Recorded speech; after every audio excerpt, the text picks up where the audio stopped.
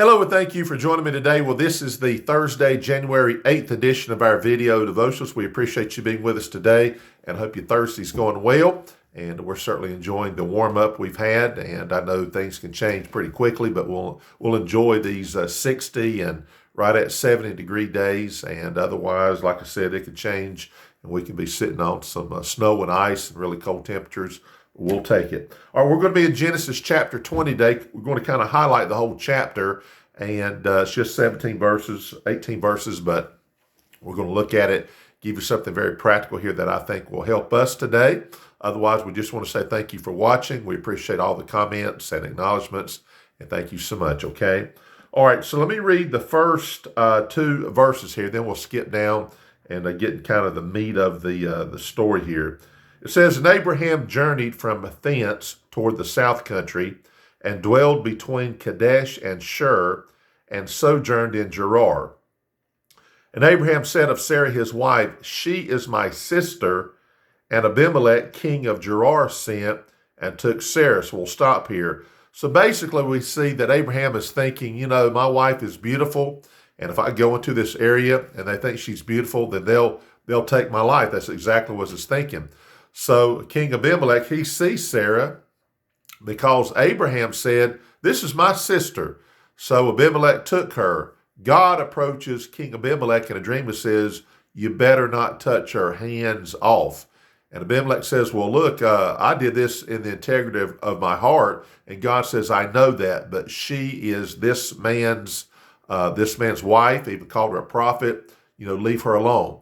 All right, so King Abimelech approaches Abraham and basically says, "Why did you do this?" Notice what he says here in verse number 10.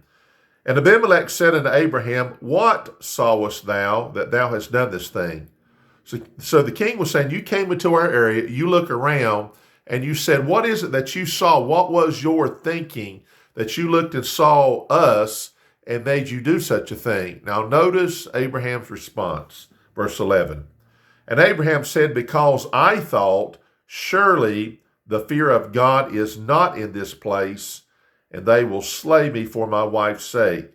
So basically he was saying, I looked and said, "You are godless people, so you'll kill me because there's no fear of God here, and that's what I saw, and therefore that's what I did."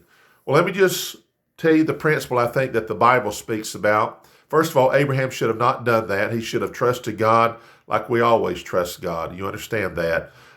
He looked and says, well, my decision is going to be based on what I see here, whether the people are godless or whether they have the fear of God. We know what we're supposed to do right regardless of what other people are doing.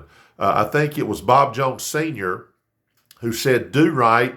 If the stars fall, just do right." So in other words, we shouldn't look at situations and say, well, I'm gonna be spiritual because these people are spiritual. And if these people are not spiritual, then I'm gonna kind of tone myself down because of the people, not because of who I am and who God is. So when you look at this, had God not intervened, guess what would have happened? Well, Sarah would have been taken by King Abimelech. That would have been a huge mess, and that wouldn't have been right. Imagine a man saying, "Well, I'm gonna go ahead and let another man have my wife because I'm afraid to die." Now that's an awful, terrible thing to have done. And Abraham did it. Abraham had great faith, but here was a lapse of faith. So I guess what I want to say here is just in a very general way and yet a very profound way, always do right. Don't look at other people and say, well, I'm going to do right because they do or they don't.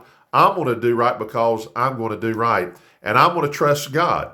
If they were to take Abraham's life because of Sarah, and he was there to say, well, this is my wife, and if you can kill me if you will, but this is my wife, and I'm going to trust God. Now, guess what? That's the way we're supposed to live.